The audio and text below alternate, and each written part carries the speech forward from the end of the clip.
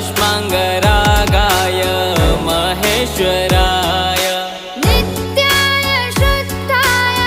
दिगम्बराय तस्मै नकाराय